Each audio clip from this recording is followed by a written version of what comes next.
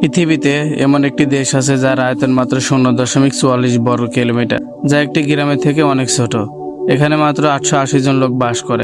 এতটাই ছোট যে কয়েক মিনিট হাঁটলে দেশের এক প্রান্ত থেকে আরেক প্রান্তে পৌঁছে যাওয়া যায়। কিন্তু অবাক করা বিষয় হলো, এই ক্ষুদ্র রাষ্ট্রটির প্রভাব পৃথিবীর শত শত দেশের কোটি কোটি মানুষের উপর রয়েছে। এখানে রয়েছে নিজস্ব পতাকা, ডাকঘর, ব্যাংক, নিরাপত্তা বাহিনী এবং নিজস্ব মিডিয়া ব্যবস্থাও। কিন্তু এটাই সব নয়। কেন ভ্যাটিকানে জন্ম নিলেও নাগরিকত্ব পাওয়া যায় না? আর কিভাবে কোনো প্রেসিডেন্ট বা প্রধানমন্ত্রী ছাড়াই পরিচালিত হয় এই রাষ্ট্র? কিভাবে ছোট্ট ভূখণ্ডটি বিশ্বের সবচেয়ে ছোট স্বাধীন রাষ্ট্রে পরিণত হলো? এছাড়াও এই দেশকে ঘিরে রয়েছে আরও অনেক অবিশ্বাস্য ও অজানা তথ্য। চলুন জেনে নেওয়া যাক ভ্যাটিকান সিটির ইতিহাস, রহস্য এবং বিস্ময়কর সব তথ্য। স্বাগতম বিশ্বের সবচেয়ে ছোট স্বাধীন রাষ্ট্র ভ্যাটিকান সিটিতে। ইতালির রাজধানী রোম শহরের মাঝখানে অবস্থিত এই ছোট রাষ্ট্রটি। ভ্যাটিকানের ইতিহাস শুরু হয় প্রায় 2000 বছর আগে।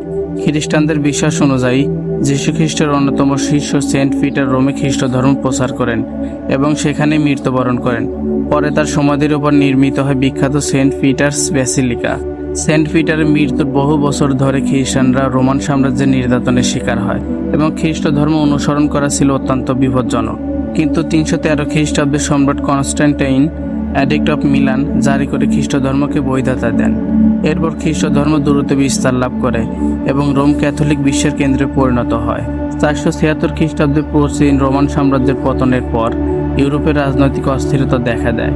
সেই সময়ের পোপ ধীরে ধীরে ধর্মীয় রাজনৈতিক ক্ষমতার কেন্দ্র হয়ে ওঠেন। 756 সালে ফ্রাঙ্কোদের রাজা পেপিন দ্য শর্ট পোপকে মধ্য ইতালির বিশাল এলাকা উপহার দেন।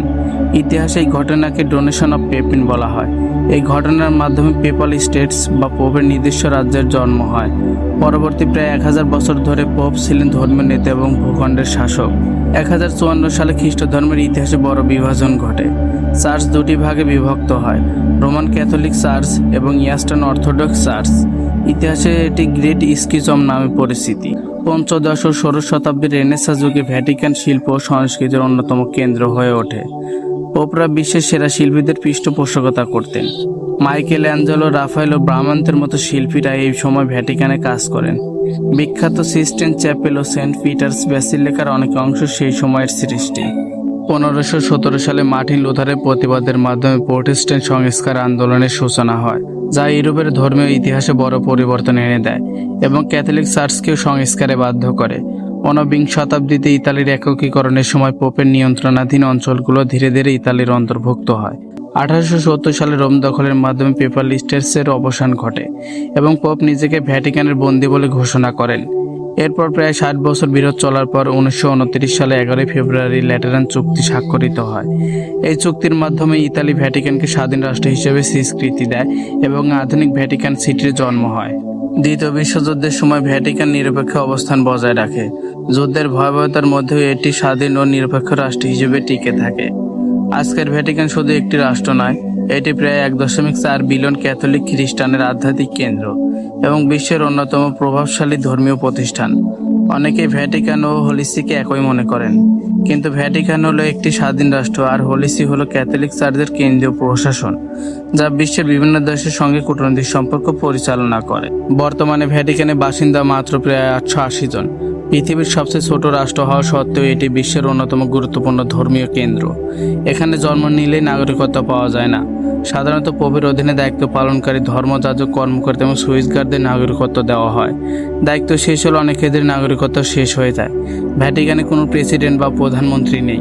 রাষ্ট্রপ্রধান হলেন পোপ, যিনি একই সঙ্গে ধর্মীয় নেতা ও রাষ্ট্রপ্রধান। তাই ভ্যাটিকানকে বিশ্বের অন্যতম ধর্মতান্ত্রিক রাষ্ট্র বলা হয়।